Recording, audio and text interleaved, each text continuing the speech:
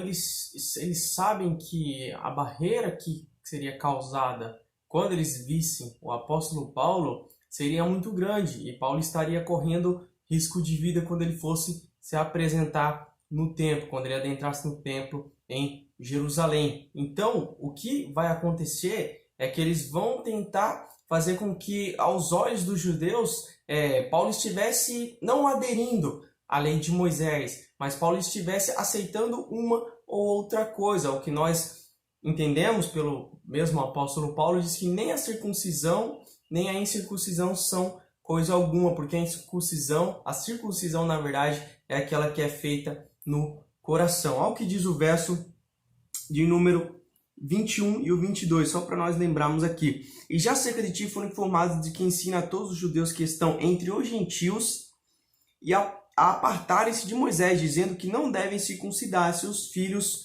nem andar segundo o costume da lei. Que faremos, pois? Em todo caso é necessário que a multidão se ajunte, porque terão ouvido que já és vindo. Então o que está acontecendo? Nós devemos lembrar que a vontade do apóstolo São Paulo era voltar a Jerusalém antes ou até mesmo no início da festa de Pentecostes. Nós devemos lembrar que a festa de Pentecostes ela ocorre posteriormente à festa da Páscoa, onde todos os judeus vinham, não somente os judeus, mas também os prosélitos, aqueles que eram convertidos ao judaísmo. Então, o que o apóstolo Tiago está dizendo é que haveria um grande curso de pessoas transitando e todos saberiam que o apóstolo Paulo estava ali. O apóstolo Paulo era uma figura reconhecida, o apóstolo Paulo era uma figura muito notada entre não só os gentios, mas principalmente entre os judeus que iam de cidade em cidade atrás do apóstolo, e por ele ter sido também um dos principais fariseus que perseguiam o evangelho, que perseguiam a doutrina de Cristo Jesus pregada pelos discípulos. Nós lembramos que Paulo ele era fariseu ensinado pelo Gamaliel, a qual ele mesmo diz. Então ele vai dizer, o que nós vamos fazer, sendo que vai ter um grande curso de pessoas e todos saberão que você é vindo a este local.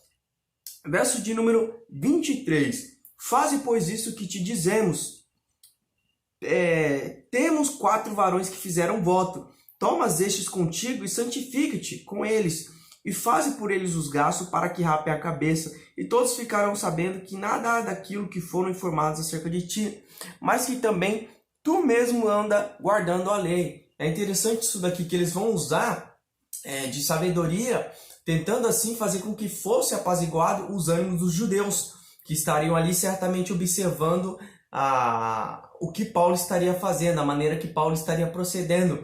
Então eles vão tomar de sabedoria, se utilizando das leis até mesmo cerimoniais. Paulo ele sabia, nós já falamos a respeito disso, Paulo ele sabia que de nada mais servia os ritos cerimoniais, assim como o apóstolo Tiago também sabia. Mas ali estão tentando de alguma maneira impedir que o apóstolo Paulo fosse até mesmo morto, por causa que ele estava ensinando, e era claramente percebido por todos que ouviam que ele estava ensinando que todos viessem apartar das leis cerimoniais que Moisés tinha instruído, que agora Cristo, onde o autor de Hebreus, a partir do verso de número 2, se não me falha a memória, 10, se não me falha a memória, de Hebreus 10, capítulo 10, verso de número 10, ele fala que todas as leis cerimoniais em Cristo foram cumpridas. Jesus Cristo ele cumpriu de ponto a ponto todas as leis cerimoniais e ele fez com que nós fôssemos nele justificados. Só que para que não viesse a ter um motim contra a vida do apóstolo Paulo, Tiago ele vai dali um conselho, que ali estavam homens que estavam se purificando. Essa purificação nós vemos no livro de Levítico, no seu capítulo de número 27, falando a respeito dela, que eles deveriam ficar ali durante 7 dias no santuário, ficar ali participando daquele ritual, e era se oferecido o preço, tomando a soma da idade daquele que estava ali para se oferecer o sacrifício, e que eles deveriam ali estar assim fazendo com que a lei de Moisés fosse cumprida nessa cerimônia. Então Tiago ele está dizendo que Paulo ele deveria também aderir rapando a cabeça, para que aquele que olhasse para ele, para o judeu que visse o apóstolo Paulo, viesse a pensar que ele também estava cumprindo a lei. vendo que ele estava ali também aceitando alguns ritos de Moisés e que aquilo que eles imaginavam, ou até mesmo tinham convicção de que Paulo estava ensinando que eles deveriam se apartar das leis rituais mosaicos, que na verdade não era dessa maneira. E o verso de número 25 diz o seguinte: todavia, quanto aos que creem dos gentios, já nós havemos escrito e achado por bem que nada disso observemos, mas que só guardem do que se sacrifica aos ídolos e do sangue sufocado e da prostituição. O que Tiago está dizendo? Tiago está dizendo a respeito daqueles que estavam vindo do paganismo, dos gentios, aqueles que não tinham nenhuma comunhão com o povo de Israel, que não faziam parte do povo de Israel, do povo escolhido de Deus, e agora estavam aderindo ao cristianismo. E existe essa ruptura entre os gentios e entre os judeus ainda. Está tendo essa ruptura. E os gentios eles estão sendo ensinados pelo apóstolo Tiago que eles deveriam se abster de algumas coisas que até mesmo os judeus também se abstinham, mas que não era necessário aderir a alguns ritos cerimoniais, como a circuncisão e outras questões da lei, mas que eles deveriam se apartar de algumas coisas que era considerado iniquidade, que era considerado impuro e que era considerável algo que deveria não ser mais praticado pelos pagãos, que era como sacrifício aos ídolos, a prostituição, que é obviamente algo necessário de se deixar de lado, e do sangue com que os alimentos eles eram oferecidos.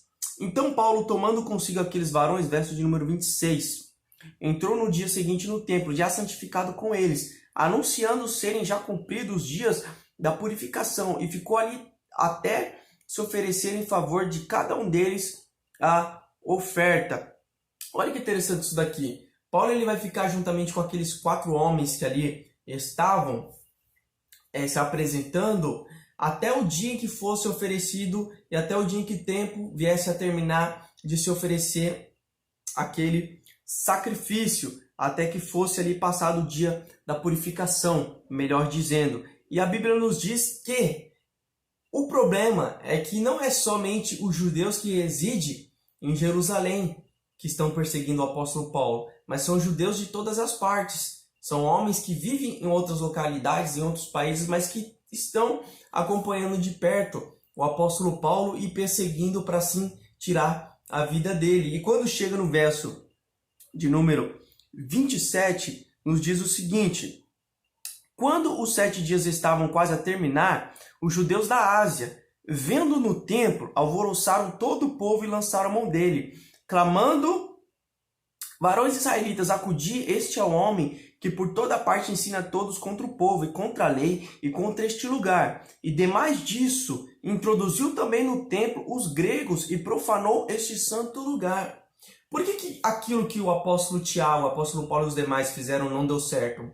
Porque a Bíblia nos diz que os judeus que vinham de todas as partes, que vinham da Ásia, que vinham de outros locais perseguindo o apóstolo Paulo, eles vão ver o apóstolo Paulo dentro do templo. E é interessante aqui que o que eles vão dizer é que aquele homem que estava agora fazendo com que todos viessem se apartar da lei mosaica, e eles começam a dizer que Paulo ele estava até mesmo fazendo com que o templo fosse profanado. Por quê? Porque segundo ele tinha introduzido um homem, é o que nós vamos ver no verso posterior. E o que acontece? É interessante que dentro da história, desse contexto a qual nós estamos lendo, existia e foi construído pelos romanos. Nós aprendemos um pouco sobre esse momento em que o povo de Israel está vivendo como religião e o templo como ele está sendo remanejado, vamos dizer assim, que foi construído um tal átrio dos gentios, que era um lugar onde os gentios ficavam, e tinha o átrio dos judeus, do povo de Israel. Nós lembramos muito bem do templo, que existia o Santo dos Santos, que existia o lugar santo, que existia o átrio exterior e o átrio interior, e existia o átrio dos gentios, que era onde aqueles que não faziam parte do povo de Israel permaneciam, e era até mesmo, tinha uma escrita que os romanos colocaram ali naquele grande muro que separava o átrio dos gentios do átrio dos judeus, que dizia o seguinte: que se alguém dos gentios ultrapassasse aquela barreira, ele seria responsável pela sua própria morte, ou seja, ele estaria assinando uma sentença de morte. Então o que vai acontecer aqui agora é que aqueles que estavam incitando a multidão contra o apóstolo Paulo, ele vai dizer que ele estava introduzindo um gentio e não era permitido pela lei. Nós vemos uma das proibições na lei de Moisés, era que não deveria nenhum gentio ser introduzido no templo. Então, quando chega no verso de número 19, diz o seguinte, porque tinham visto com ele na cidade a Trófimo de Éfeso, o qual pensava que Paulo introduzia no templo. Ou seja, eles estavam pensando que Paulo introduziu aquele homem que ele tinha trazido com ele de Éfeso dentro do templo, assim, profanando aquele lugar. Só que o que acontece é que não era verdade. Ele estava no átrio de fora, no átrio dos gentios, que foi construído para esse propósito. O verso de número 30 nos diz o seguinte, verso de número 30. E alvoroçou-se toda a cidade, e houve grande concurso do povo, e pegando a pala arrastaram para fora do templo, e logo as portas se fecharam. 31. E procurando eles matá-lo, chegou ao tribuno da corte o aviso de que Jerusalém estava toda em confusão. E tomando logo consigo os soldados centuriões, correu para eles. E quando viram o tribuno, os soldados cessaram de ferir a Paulo. Aqui é interessante que quando nós olhamos para a história, quando nós olhamos para o contexto desse local, para as construções desse local, nós lembramos que Neemias ele constrói uma fortaleza, que ele constrói uma espécie de local seguro, que é uma torre de vigilância. Nós vamos ver isso no livro de Neemias. E agora, quando chega no período onde Cristo começa o seu ministério, nós sabemos que aquele tempo que Neemias constrói, ele passa por uma reforma. Nós vemos isso dentro da palavra de Deus e nós aprendemos isso através da história, que aquele templo agora ele é reformulado. Até mesmo os fariseus eles vão dizer isso para Jesus, quando Jesus Cristo ele diz que se fosse derrubado o templo em 3 dias, ele reconstituiria. Só que os que estavam ali, eles vão dizer, os fariseus vão dizer que aquele templo ele foi reconstituído, se não me engano, em 46 anos, algo assim, né? E isso nós entendemos que são um novo templo que foi reconstruído. E Herodes ele vai construir uma torre de vigilância, que é uma fortaleza chamada Antônia. E é nos ensinado através da história, através do comentário cultural, que essa fortaleza ela tinha 4 torres. E dentro dessas 4 torres era a sustentação. E essa fortaleza ela dava a ligação até o templo, até o átrio exterior, ou o átrio dos gentios, melhor dizendo. E existia uma escada por onde as pessoas poderiam descer. E aquela torre ela foi construída para vigilância, para que fosse observado e qualquer tipo de motim que viesse a acontecer, ele fosse logo observado e fosse ali os soldados romanos para aquele local para parar aquele motim. Nós devemos lembrar o seguinte, que toda a província ela estava à responsabilidade de um governador. E qualquer motim que não viesse a ser controlado, qualquer motim que viesse a se tornar uma grande confusão, que viesse a se tornar algo que não fosse controlado, que não fosse sanado, aquele governador ele era responsabilizado. Aquele governador ele era responsável em cuidar. Então a Bíblia nos diz que quando é chegada a notícia ao tribuno da corte, ou seja, daqueles soldados romanos que ali estavam, que estava em Jerusalém uma grande confusão, eles vão tomar rapidamente a sua direção e vão chegar até o templo. Eles vão sair daquela torre que tinha cerca de 30 metros de altura, eles vão descer pelas escadas, eles vão chegar até o templo para averiguar o que está acontecendo. Então, o verso de 33 diz o seguinte: então, aproximando-se o tribuno, o prendeu e o mandou atar com 2 cadeias. Aqui se cumpre aquela palavra a qual o profeta Ágabo, pelo Espírito Santo, ele começa a profetizar a respeito do apóstolo Paulo sobre o cinto que foi colocado em suas mãos, e assim ele seria preso e entregue aos gentios. Verso de número 33 diz o seguinte: e o mandou atar com 2 cadeias, e lhe perguntou quem era e o que tinha feito. 34. Na multidão uns clamavam de uma maneira e outros de outra, mas como nada se como nada podia saber ao certo por causa do alvoroço, mandou conduzirem para a fortaleza. Essa é a fortaleza a qual nós dizemos que eles saíram do templo, ou melhor dizendo, Paulo ele foi tirado pelos fariseus do templo, foi levado para fora, ele estava sendo espancado, ele estava sendo ali acometido pelos fariseus e pelos judeus que ali estavam, para fazer com que ele fosse até mesmo morto, e ele é tomado pelos soldados, ele é tomado por ordem daquele tribuno, e ele é levado à fortaleza, para que naquele local ele fosse seguro, para que naquele local ele fosse guardado, para que ele não viesse a morrer na mão dos judeus. E sucedeu, 35, e sucedeu o quê? Chegando às escadas, os soldados tiveram de pegar por causa da violência da multidão, porque a multidão do povo seguia clamando, mata-o. 37. E quando iam introduzir Paulo na fortaleza, disse Paulo ao tribuno, é-me permitido dizer-te alguma coisa? E ele disse, sabes o grego? Agora Paulo ele vai com as suas mãos atadas fazer o sinal para que ele fosse permitido direcionar algumas palavras àqueles que o estavam carregando para a fortaleza, para aqueles que estavam ali com ele. E aqui nos chama a atenção que a multidão, da mesma maneira que eles clamavam para que Jesus Cristo fosse crucificado, é o que nós lemos dentro da Bíblia Sagrada, que Jesus Cristo, quando Pôncio Pilatos ele queria libertar Jesus de Nazaré, a Bíblia diz que ao invés do povo pedir que ele fosse liberto, o povo dizia para que ele fosse crucificado. Da mesma maneira, Paulo ele está sendo rogado para os romanos que ele fosse crucificado, ou melhor dizendo, para que ele fosse morto, para que ele fosse de alguma maneira também, assim como Cristo, para que ele fosse punido com a morte. Aqui é algo interessante que, como nós falamos no início desse vídeo, Paulo ele tem um desejo de voltar para Jerusalém. E quando ele sai de Éfeso, ele diz para aqueles que ali estavam que eles não veriam mais o seu rosto.